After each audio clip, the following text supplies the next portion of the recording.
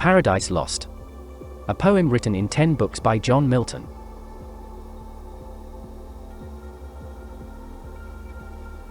Book 1.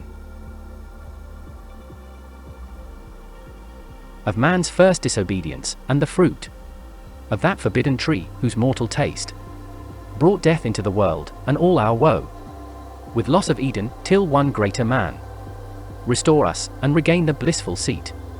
Sing heavenly news, that on the secret top of Oreb, or of Sinai, didst inspire that shepherd, who first taught the chosen seed in the beginning how the heavens and earth rose out of chaos, or if Sion hill delight thee more, and Siloe's brook that flowed fast by the oracle of God, I thence invoke thy aid to my adventurous song, that with no middle flight intends to soar above the Aeonian mount, while it pursues things unattempted yet in prose or rhyme. And chiefly thou, O Spirit, that dost prefer before all temples the upright heart and pure, instruct me, for thou knowest, thou from the first wast present, and with mighty wings outspread dove-like satst brooding on the vast abyss, and madest it pregnant, what in me is dark. Illumine, what is low, raise and support, that to the height of this great argument I may assert the eternal providence, and justify the ways of God to men. Say first, for heaven hides nothing from thy view, nor the deep tract of hell, say first what cause moved our grandparents in that happy state, favored of heaven so highly, to fall off from their Creator, and transgress his will. For one restraint, lords of the world besides, who first seduced them to that foul revolt? The infernal serpent, he it was, whose guile stirred up with envy and revenge, deceived the mother of mankind, what time his pride had cast him out from heaven, with all his host of rebel angels, by whose aid aspiring to set himself in glory above his peers, he trusted to have equaled the Most High, if he opposed, and with ambitious aim, against the throne and monarchy of God, raised impious war in heaven and battle proud, with vain attempt, him the almighty power hurled headlong flaming from the ethereal ski, with hideous ruin and combustion down to bottomless perdition, there to dwell in adamantine chains and penal fire. Who durst defy the omnipotent to arms 9 times the space that measures day and night? To mortal men, he with his horrid crew lay vanquished, rolling in the fiery gulf, confounded though immortal, but his doom reserved him to more wrath, for now the thought both of lost happiness and lasting pain torments him, round he throws his baleful eyes, that witnessed huge affliction and dismay, mixed with obdurate pride and steadfast hate. At once as far as angels ken he views the dismal situation waste and wild, a dungeon horrible, on all sides round, as one great furnace flamed, yet from those flames no light, but rather darkness visible, served only to discover sights of woe, regions of sorrow, doleful shades, where peace and rest can never dwell, hope never comes, that comes to all, but torture without end still urges, and a fiery deluge, fed with ever-burning sulphur unconsumed. Such place eternal justice had prepared for those rebellious, here their prison ordained, in utter darkness, and their portion set as far removed from God and light of heaven as from the center thrice to the utmost pole. Oh, how unlike the place from whence they fell! There the companions of his fall, Oru-helmed with floods and whirlwinds of tempestuous fire, he soon discerns, and weltering by his side, one next himself in power, and next in crime, long after known in Palestine, and named Beelzebub, to whom the archenemy, and thence in heaven called Satan, with bold words, breaking the horrid silence, thus began: If thou beest he, but oh how fallen, how changed from him, who in the happy realms of light, clothed with transcendent brightness didst outshine myriads though bright, if he whom mutual league united thoughts and counsels, equal hope and hazard in the glorious enterprise, joined with me once, now misery hath joined in equal ruin, into what pit thou sayest, from what height fallen, so much the stronger proved he with his thunder, until then who knew the force of those dire arms? Yet not for those, nor what the potent victor in his rage can else inflict do I repent or change, though changed in outward lustre, that fixed mind and high disdain, from sense of injured merit. That with the mightiest raised me to contend, and to the fierce contention brought along innumerable force of spirits armed, that durst dislike his reign, and me preferring his utmost power with adverse power opposed, in dubious battle on the plains of heaven, and shook his throne. What though the field be lost? All is not lost, the unconquerable will, and study of revenge, immortal hate, and courage never to submit or yield. And what is else not to be overcome? That glory never shall his wrath or might extort from me, to bow and sue for grace, with suppliant knee, and deify his power. Who from the terror of this arm so late doubted his empire, that were low indeed, that were an ignominy and shame beneath this downfall, since by fate the strength of gods, and this empyreal substance cannot fail, since through experience of this great event, in arms not worse, in foresight much advanced, we may with more successful hope resolve to wage by force or guile eternal war, irreconcilable to our grand foe, who now triumphs, and in the excess of joy, sole reigning holds the tyranny of heaven. So spake the apostate angel, though in pain, vaunting aloud, but racked with deep despair. And him thus answered soon his bold compeer: O Prince, O Chief of many throned powers, that led the embattled seraphim to war, under thy conduct, and in dreadful deeds, fearless, endangered heaven's perpetual king, and put to proof his high supremacy, whether upheld by strength, or chance, or fate.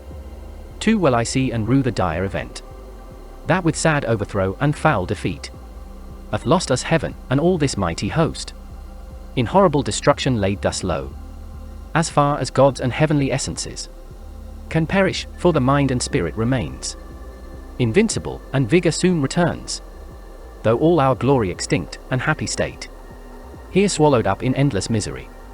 But what if he our conqueror, whom I now of force believe almighty, since no less than such could have all-powered such force as ours, have left us this our spirit and strength entire, strongly to suffer and support our pains, that we may so suffice his vengeful ire, or do him mightier service as his thralls, by right of war, whate'er his business be, here in the heart of hell to work in fire, or do his errands in the gloomy deep. What can it then avail though yet we feel strength undiminished, or eternal being, to undergo eternal punishment? Whereto with speedy words the archfiend replied: Fallen cherub, to be weak is miserable, doing or suffering, but of this be sure, to do aught good never will be our task, but ever to do ill our sole delight, as being the contrary to his high will, whom we resist. If then his providence out of our evil seek to bring forth good, our labor must be to pervert that end, and out of good still to find means of evil, which oft times may succeed, so as perhaps shall grieve him, if I fail not, and disturb his inmost counsels from their destined aim. But see the angry victor hath recalled his ministers of vengeance and pursuit, back to the gates of heaven, the sulphurous hail shot after us in storm, or blown hath laid the fiery surge, that from the precipice of heaven received us falling, and the thunder, winged with red lightning and impetuous rage, perhaps hath spent his shafts, and ceases now to bellow through the vast and boundless deep. Let us not slip the occasion, whether scorn or satiate fury yield it from our foe. Sayest thou yon dreary plain, forlorn and wild, the seat of desolation, void of light, save what the glimmering of these livid flames cast pale and dreadful? Thither let us tend, from off the tossing of these fiery waves, their rest, if any rest can harbour there, and reassembling our afflicted powers, consult how we may henceforth most offend our enemy, our own loss how repair, how overcome this dire calamity, what reinforcement we may gain from hope, if not what resolution from despair. Thus Satan talking to his nearest mate, with head uplift above the wave, and eyes that sparkling blazed, his other parts besides, prone on the flood, extended long and large, lay floating many a rood, in bulk as huge as whom the fables name of monstrous size, Titanian, or earthborn, that warred on Jove, Briareos or Typhon, whom the den by ancient Tarsus held, or that sea beast, Leviathan, which god of all his works created hugest that swim the ocean stream. Him haply slumbering on the Norway foam, the pilot of some small night-foundered skiff, deeming some island. Oft, as seamen tell, with fixed anchor in his scarly rind, moors by his side under the lee, while night invests the sea, and wished morn delays. So stretched out huge in length the archfiend lay, chained on the burning lake, nor ever thence had risen or heaved his head, but that the will and high permission of all ruling heaven left him at large to his own dark designs, that with reiterated crimes he might heap on himself damnation, while he sought evil to others, and enraged might see how all his malice served but to bring forth infinite goodness, grace and mercy shown. On man by him seduced, but on himself treble confusion, wrath and vengeance poured. Forth with upright he rears from off the pool. His mighty stature, on each hand the flames driven backward slope their pointing spires, and rolled in billows, leave Aeneid midst a horrid vale. Then with expanded wings he steers his flight aloft, incumbent on the dusky air, that felt unusual weight, till on dry land he lights, if it were land that ever burned with solid, as the lake with liquid fire. And such appeared in hue, as when the force of subterranean wind transports a hill torn from Pelorus, or the shattered side of thundering Aetna, whose combustible and fueled entrails thence conceiving fire, sublimed with mineral fury, ate the winds, and leave a singed bottom all involved with stench and smoke. Such resting found the soul of unblessed feet. Him followed his next mate, both glorying to have scaped the Stygian flood as gods, and by their own recovered strength, not by the sufferance of supernal power. Is this the region, this the soil, the clime? Said then the lost archangel, this the seat that we must change for heaven, this mournful gloom for that celestial light? Be it so, since he who now is sovereign can dispose and bid what shall be right, farthest from him is best, whom reason hath equalled, force hath made supreme above his equals. Farewell happy fields, where joy for ever dwells. Hail horrors, hail infernal world, and thou profoundest hell. Receive thy new possessor, one who brings a mind not to be changed by place or time. The mind is its own place, and in itself can make a heaven of hell, a hell of heaven. What matter where, if I be still the same, and what I should be, all but less than he whom thunder hath made greater? Here at least we shall be free, the Almighty hath not built here for his envy, will not drive us hence. Here we may reign secure, and in my choice to reign is worth ambition though in hell. Better to reign in hell, than serve in heaven. But wherefore let we then our faithful friends, the associates and co-partners of our loss, lie thus astonished on the oblivious pool, and call them not to share with us their part in this unhappy mansion, or once more with rallied arms to try what may be yet regained in heaven, or what more lost in hell? So Satan spake, and him Beelzebub thus answered, leader of those armies bright, which but the omnipotent none could have foiled. If once they hear that voice, their liveliest pledge of hope in fears and dangers, heard so oft in worst extremes, and on the perilous edge of battle when it raged, in all assaults, their surest signal, they will soon resume new courage and revive, though now they lie grovelling and prostrate on yon lake of fire, as we erewhile, astounded and amazed. No wonder, fallen such a pernicious height, he scarce had say a set when the superior fiend was moving toward the shore, his ponderous shield, ethereal temper, massy, large and round, behind him cast, the broad circumference, hung on his shoulders like the moon, whose orb through optic glass the Tuscan artist views at evening from the top of Fessal, or in Valdarno, to descry new lands, rivers or mountains in her spotty globe.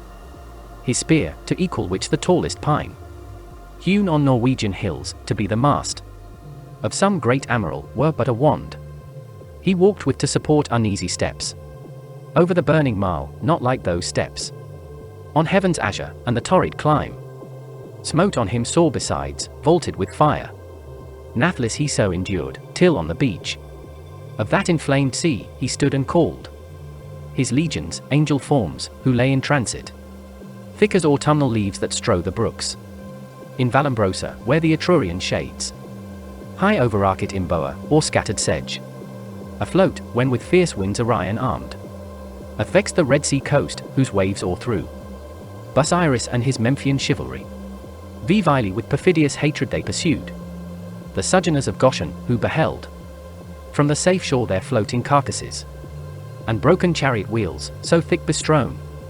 Abject and lost lay these, covering the flood, under amazement of their hideous change.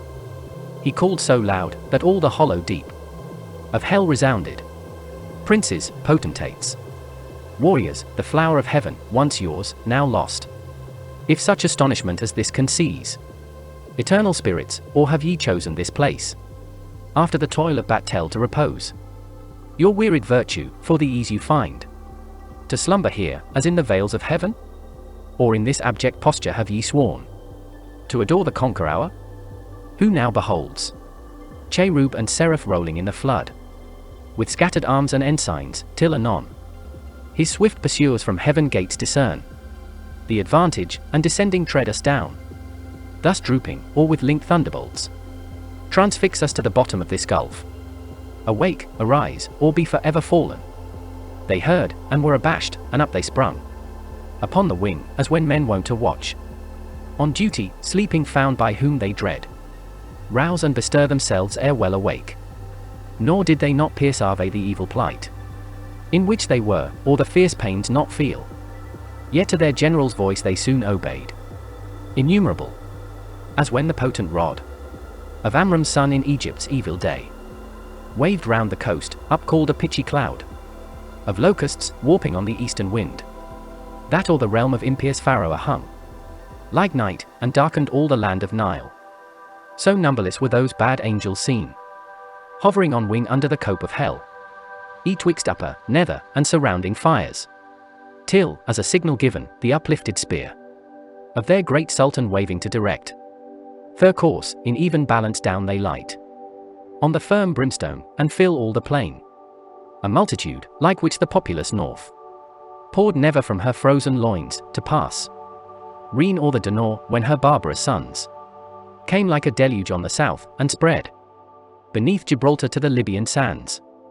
Forthwith from every squadron and each band the heads and leaders thitherest where stood their great commander, godlike shapes and forms, excelling human, princely dignities, and powers that erst in heaven sat on thrones, though of their names in heavenly records now be no memorial, blotted out and razed by their rebellion from the books of life. Nor had they yet among the sons of Eve got them new names, till wandering o'er the earth through God's high sufferance for the trial of man, by falsities and lies the greatest part of mankind they corrupted to forsake God their Creator, and the invisible glory of Him that made them, to transform oft to the image of a brute, adorned with gay religions full of pomp and gold, and devils to adore for deities. Then were they known to men by various names, and various idols through the heathen world. Say, Muse, their names then known, who first, who last, roused from the slumber, on that fiery couch, at their great emperor's call, as next in worth, came singly where he stood on the bare strand, while the promiscuous crowd stood yet aloof. The chief were those who from the pit of hell, roaming to seek their prey on earth, durst fix their seats long after next the seat of God, their altars by his altar, gods adored, among the nations round, and durst abide Jehovah thundering out of Sion, throned between the cherubim, yea, often placed within his sanctuary itself their shrines, abominations, and with cursed things his holy rites, and solemn feasts profaned, and with their darkness durst affront his light. First Moloch, horrid king besmeared with blood of human sacrifice, and parents' tears, though for the noise of drums and timbrels loud, their children's cries unheard, that passed through fire to his grim idol. Him the Ammonite worshipped in Rabbah and her watery plain, in Argob and in Basan, to the stream of utmost Arnon. Nor content with such audacious neighborhood, the wisest heart of Solomon he led by fraud to build his temple right against the temple of God, on that opprobrious hill, and made his grove the pleasant valley of Hinnom, Tophet thence and black Gehenna called, the type of hell. Next Chemos, the obscene dread of Moab's sons. From Aror to Nebo, and the wild. Of southmost Abarim, in Hesbon. And Heranaim, Sion's realm, beyond. The flow-rye dale of Sibma clad with vines. And Aleel to the asphaltic pool. Peer his other name, when he enticed Israel in Sittim on their march from Nile. To do him wanton rites, which cost them woe. Yet thence his lustful orgies he enlarged. Even to that hill of scandal, by the grove. Of Moloch homicide, lust hard by hate. Till good Josiah drove them thence to hell. With these came they, who from the bordering flood. Of old Euphrates to the brook that parts. Egypt from Syrian ground, had general names. Of Baalim and Ashtaroth, those male. These feminine. For spirits when they please. Can either sex assume, or both, so soft. And uncompounded is their essence pure. Not tied or manacled with joint or limb. Nor founded on the brittle strength of bones. Like cumbrous flesh, but in what shape they choose. Dilated or condensate, bright or obscure. Can execute their airy purposes. And works of love or enmity fulfill. For those the race of Israel oft forsook. Their living strength, and unfrequented left. His righteous altar, bowing lowly down. To bestial gods, for which their heads as low. Bowed down in battle, sunk before the spear. Of despicable foes. With these in troop. Came Ashtoreth, whom the Phoenicians called Astarte, queen of heaven, with crescent horns. To whose bright image nightly by the moon. Sidonian virgins paid their vows and songs. In Sion also not unsung, where stood her temple on the offensive mountain, built by that uxorious king, whose heart though large, beguiled by fair idolatresses, fell to idols foul. Tammuz came next behind, whose annual wound in Lebanon allured the Syrian damsels to lament his fate, in amorous ditties all a summer's day, while smooth Adonis from his native rock ran purple to the sea, supposed with blood of Tammuz yearly wounded, the love tale infected Sion's daughters with like heat, whose wanton passions in the sacred porch Ezekiel saw, when by the vision led. His eye surveyed the dark idolatries of alienated Judah. Next came one who mourned in earnest, when the captive ark maimed his brute image, head and hands lopped off, in his own temple, on the Gruntsel edge, where he fell flat, and shamed his worshippers. Dagon his name, sea monster, upward man, and downward fish, yet had his temple high, reared in Azotus, dreaded through the coast of Palestine, in Gath and Ascalon, and Acheron and Gaza's frontier bounds. Him followed Rimmon, whose delightful seat was fair Damascus, on the fertile banks of Abana and Pharpar, lucid streams. He also against the house of God was bold. A leper once he lost and gained a king. Ahaz his sottish conqueror, whom he drew God's altar to disparage and displace, for one of Syrian mode, whereon to burn his odious offerings, and adore the gods whom he had vanquished. After these appeared a crew who under names of old renown, Osiris, Isis, Horus and their train, with monstrous shapes and sorceries abused fanatic Egypt and her priests, to seek their wandering gods disguised in brutish forms, rather than human. Nor did Israel scape the infection when their borrowed gold composed the calf in Oreb, and the rebel king doubled that sin in Bethel and in Dan, likening his maker to the grazed ox. Jehovah, who in one night when he passed from Egypt marching, equaled with one stroke both her firstborn and all her bleating gods. Belial came last, than whom a spirit more lewd fell not from heaven, or more gross to love. Vice for itself, to him no temple stood, or altar smoked, yet who more oft than he? In temples and at altars, when the priest turns atheist, as did Eli's sons, who filled with lust and violence the house of God. In courts and palaces he also reigns, and in luxurious cities, where the noise of riot ascends above their loftiest towers, and injury and outrage, and when night darkens the streets, then wander forth the sons of Belial, flown with insolence and wine.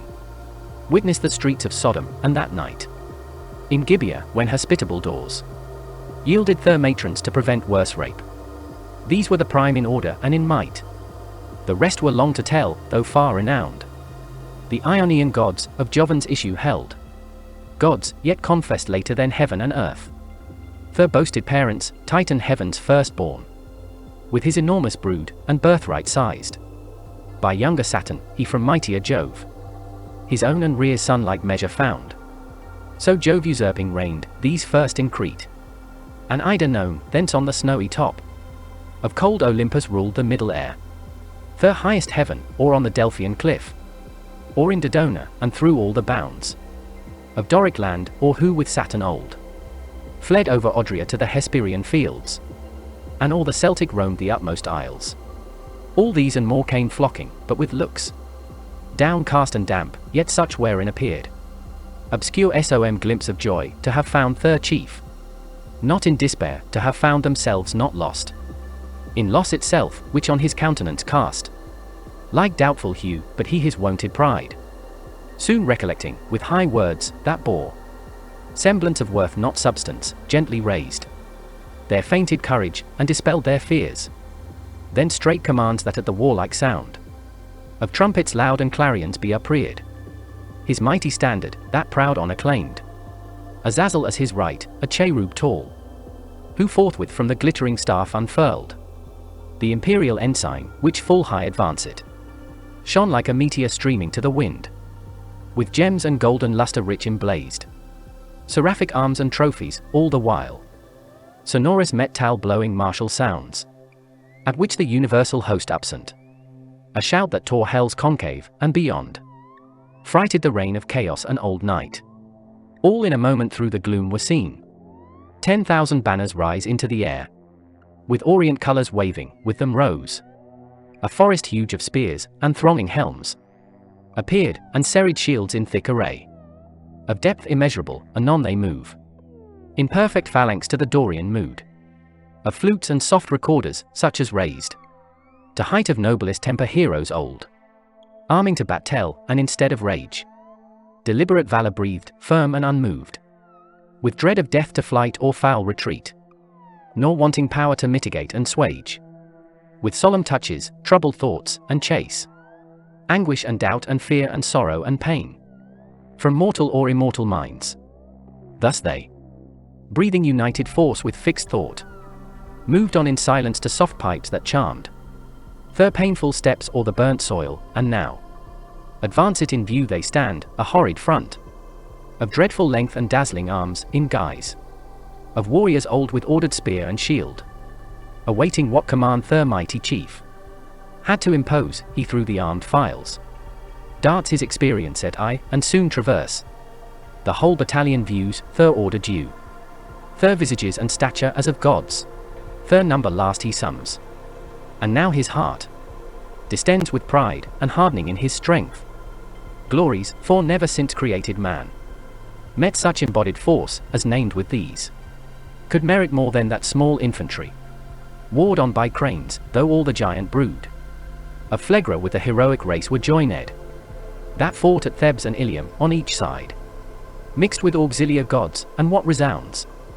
in fable or romance of Uther's son, begirt with British and Armoric knights, and all who since, baptized or infidel, jousted in Aspremont or Mornalban, Damasco, or Morocco, or Trebisond, or whom by Cirta sent from Afric shore, when Charlemagne with all his peerage fell by Fontarabia. Thus far these beyond compare of mortal prowess, yet observed third dread commander, he above the rest, in shape and gesture proudly eminent, stood like a tower, his form had yet not lost all her original brightness, nor appeared less than archangel ruined, and the excess of glory obscured, as when the sun new risen looks through the horizontal misty air, shorn of his beams, or from behind the moon, in dim eclipse disastrous twilight sheds on half the nations, and with fear of change perplexes monarchs. Darkened so, yet shone above them all the archangel, but his face deep scars of thunder had entrenched, and care sat on his faded cheek, but under brows of dauntless courage, and considerate pride, waiting revenge, cruel his eye, but cast signs of remorse and passion to behold the fellows of his crime, the followers rather Far other once beheld in bliss, condemned forever now to have their lot in pain. Millions of spirits for his fault amerced of heaven, and from eternal splendors flung. For his revolt, yet faithful how they stood. Their glory wit heard, as when heaven's fire hath scathed the forest oaks, or mountain pines. With singed top their stately growth though bare, stands on the blasted heath. He now prepared to speak, where at their doubled ranks they bend, from wing to wing, and half enclose him round. With all his peers, attention held them mute. Thrice he essayed, and thrice in spite of scorn.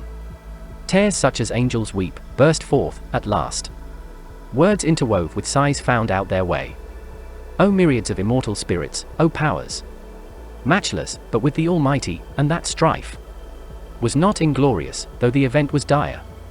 As this place testifies, and this dire change hateful to utter, but what power of mind, foreseeing or presaging, from the depth of knowledge past or present, could have feared? How such united force of gods, how such as stood like these, could ever know repulse? For who can yet believe, though after loss, that all these puissant legions, whose exile hath emptied heaven, shall fail to reascend, self-raised, and repossess their native seat? For me, be witness all the host of heaven, if counsels different, or danger shunned, by me, have lost our hopes. But he who reigns monarch in heaven, till then as one secure, sat on his throne, upheld by old repute, consent or custom, and his regal state, put forth at full, but still his strength concealed, which tempted our attempt, and wrought our fall. Henceforth his might we know, and know our own, so as not either to provoke, or dread new war, provoke it, our better part remains, to work in close design, by fraud or guile. What force affected not, that he no less at length from us may find, who overcomes by force, hath overcome but half his foe.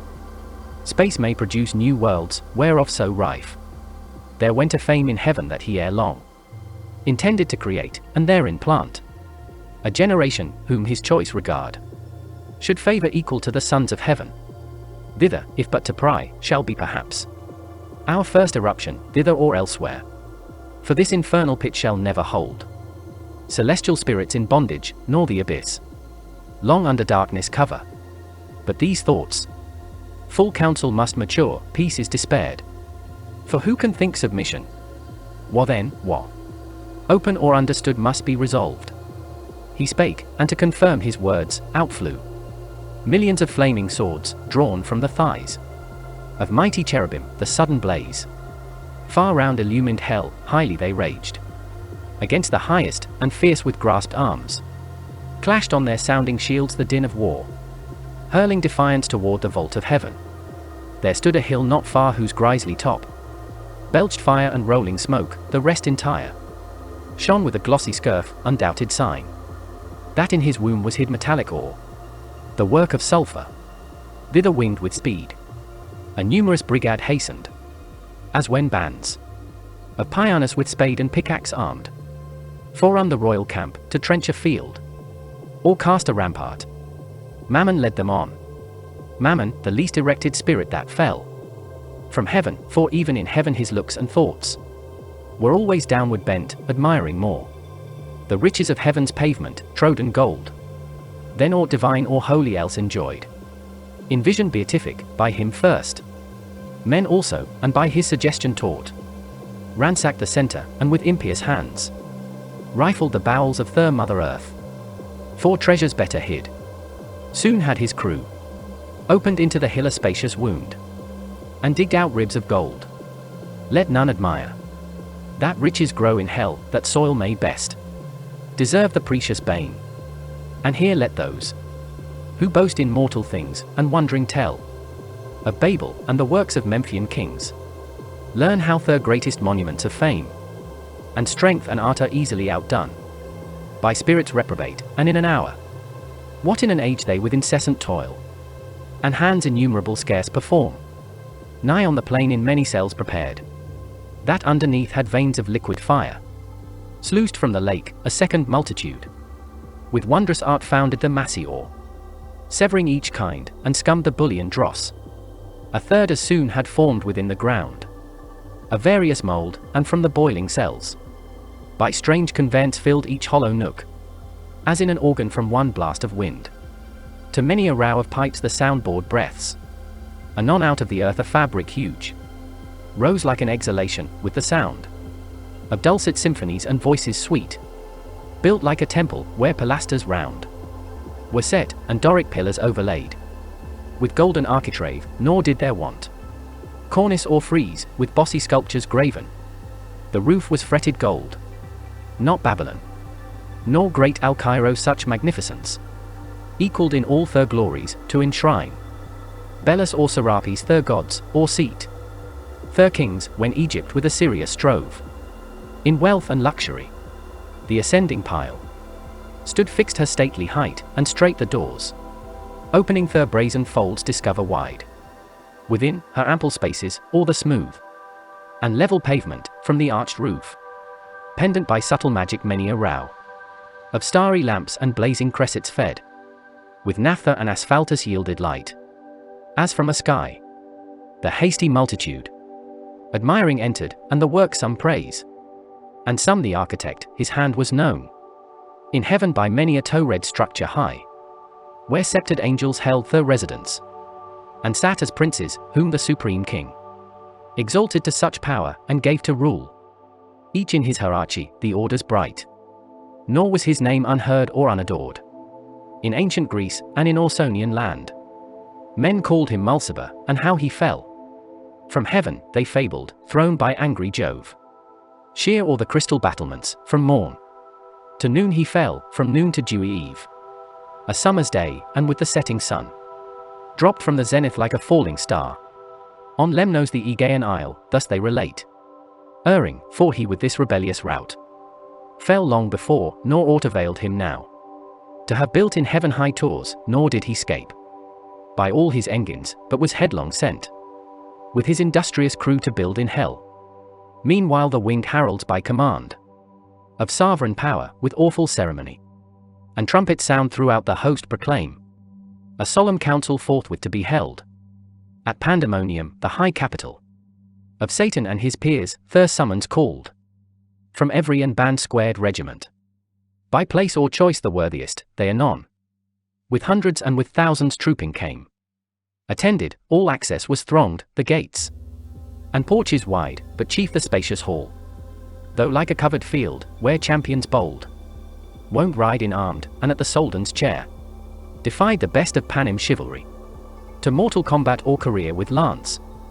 Thick swarmed, both on the ground and in the air, brushed with the hiss of rustling wings, as bees in springtime, when the sun with Taurus rides, pour forth their populous youth about the hive.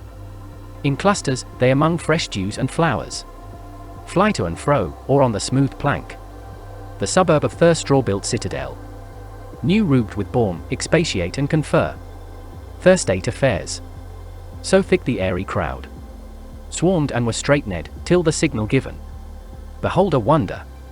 They but now who seemed in bigness to surpass earth's giant sons, now less than smallest dwarfs, in narrow room, throng numberless, like that pygmean race beyond the Indian mount, or fairy elves, whose midnight revels by a forest side, or fountain foam belated peasant sees, or dreams he sees, while overhead the moon sits arbitress, and nearer to the earth wheels her pale course. They on their mirth and dance intent, with jocund music charm his ear, at once with joy and fear his heart rebounds. Thus incorporeal spirits to smallest forms reduced their shapes immense, and were at large, though without number still amidst the hall of that infernal court, but far within, and in their own dimensions like themselves, the great seraphic lords and cherubim in close recess and secret conclave sat, 1,000 demigods on golden seats, frequent and full. After short silence then, and summons read, the great consult began. The end of the first book. Thank you for watching. Please help support the Classic Masterworks channel by liking this video. We will see you next time.